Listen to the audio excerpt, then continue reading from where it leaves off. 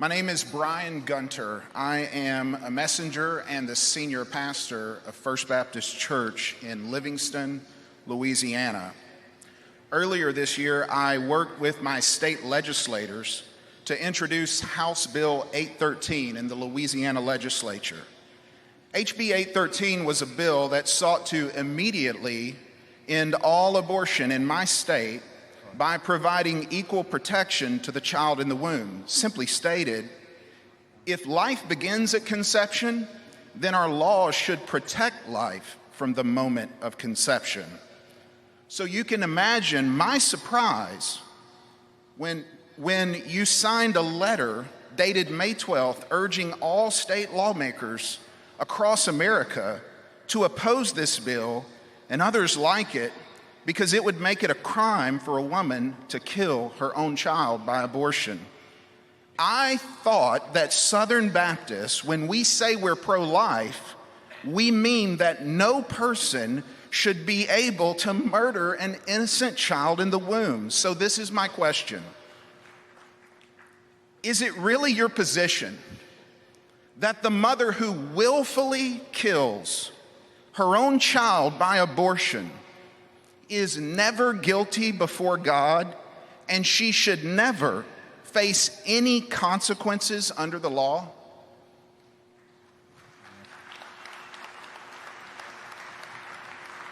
Here's the deal. We agree on the bottom line. We want abortion ended. We want it ended today. We want it ended tomorrow. We want to end it as soon as humanly possible. But while we hold fast to that goal and continually shout, that is what we want, why not support legislation that promises to save one more life in any context? I will say this, to get the record straight, no letter was sent directly to Louisiana about a Louisiana piece of legislation.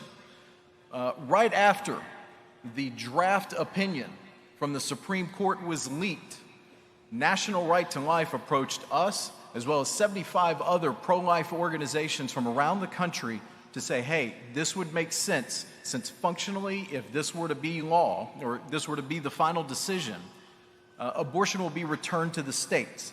It would seem to make sense that we send a letter to legislative leaders in all 50 states to let them know what the principles of the pro-life movement are. And so in a state like California, for example, where we are, it makes sense to send that because they're going to have this issue right in front of them. And in a state like California, they're going to have to take any available win where they can. Here's the reality. You're not going to get me to say that I want to throw mothers behind bars. That's not the view of this entity. That is not the view of this convention. It is not the view of the pro-life movement. That was proven yet again today. I believe the same principles that Jesus used in John 4 and John 8 apply right here. Maybe instead of rushing in like a mob, we instead rush in with the truth given to us by the author of life, showing we are able to bear the burdens of others and offer the healing that comes with grace, just as has been poured out for us. My name is Paul Thompson. I pastor the Eastside Baptist Church in Twin Falls, Idaho. In the state of Idaho, over 1,600 preborn children will be dismantled, ripped, sucked, chemically burned through induced abortions, with or without a Roe decision. Of those 1,600 who will be murdered in my state, 287 of them happen in my city, the city of Twin Falls, Idaho, where they are murdered. My question to you is direct, and I desire a direct answer. My question is, in November of 2022, I'm running for Idaho Senate because no one in my city and few in my state will stand for the preborn.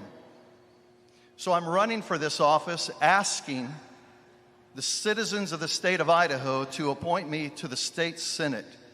And I'm asking you, will you please not write letters to the state of Idaho to reduce the efforts and to eliminate the opportunity that we could speak for the preborn, and that not mothers, but that murderers can no longer murder children in my state.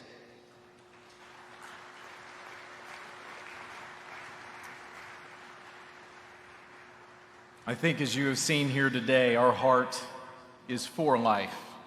And I don't think that anybody in good faith can contest that.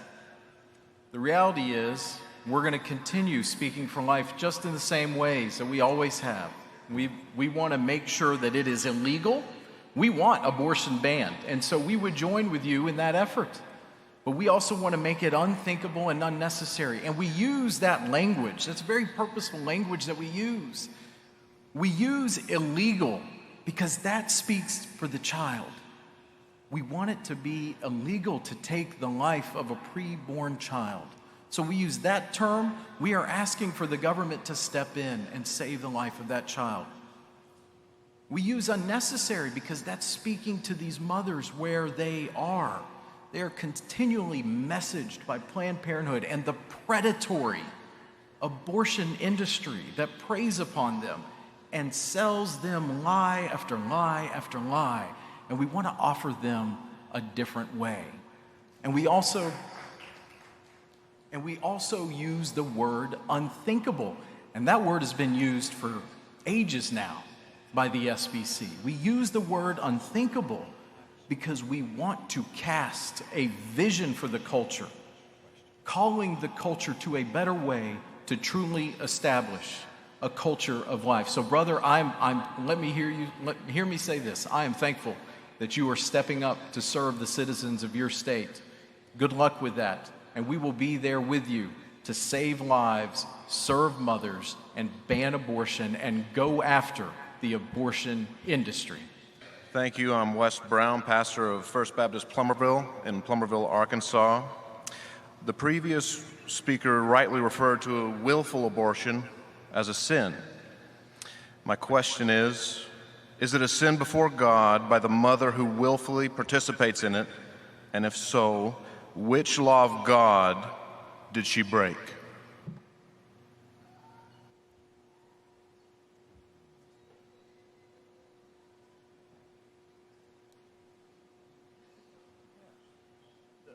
The 10 Commandments, thou shalt not kill.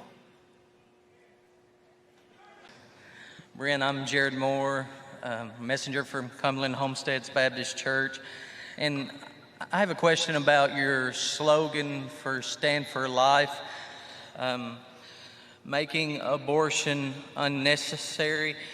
If you believe that abortion is a violation of thou shalt not murder, then you're saying making murder unnecessary, which implies that it's necessary. I think you should change it. If a mother sees that, she's going to think it's necessary. Unless she talks to y'all, it could cost babies' lives. All right, thank you. Would you like to speak to that? Thank you for that, Jared. I did touch on this in my previous answer, but actually, I'm going to let you hear from my colleague, Elizabeth Graham, who has done an incredible job. Let me just take a moment to say this. She's done an incredible job as our VP of Life Initiatives. Dr. Moore, when he was president, gave her a very tough assignment. He wanted to make sure that all of our life initiatives were housed under one office, and she has stepped up to lead so well, and she is leading our Stand for Life efforts, and she is going to respond more directly to you, Mr. Jared. Jared, I think you said you're at microphone 8. I can't really see you out there, but thank you for that question. So one of the things that I want to talk about is the fact that we have the incredible privilege of partnering with other like-minded organizations through a Collective Impact Alliance. And so as a part of our Collective Impact Alliance work, for the last 5 years, the ERLC has been the lead on church engagement for this work. It's 12 national pro-life organizations and ministries that work in various areas of the pro-life movement, representing adoption and foster care, baby rescue and intervention, legal and legislative. And we also, once a year, bring together a large group of pro-life organizations for that as well. And there's 100 ministries that are participating in that annually. And as a part of that work, we together have launched this initiative called Stand for Life. And the goal of Stand for Life for the conference and the agreed upon language is that we want to see, one, abortion illegal, which we discussed earlier. We want to see abortion unthinkable through seeing hearts, minds, attitudes, and behaviors changed through discipleship and curriculum in the gospel of Jesus Christ. And third, we want to address the underlying systemic drivers for why women find themselves in a position that they feel that they have no other option but to seek abortion. And so there are many things being worked on, but this was the call to action agreed upon by all organizations for that tagline. So we will do some work on behalf of Southern Baptists to advocate to include unthinkable and unnecessary. We heard the concerns. We have already made an adjustment, and I appreciate you sharing that with me directly and having the opportunity to respond to you.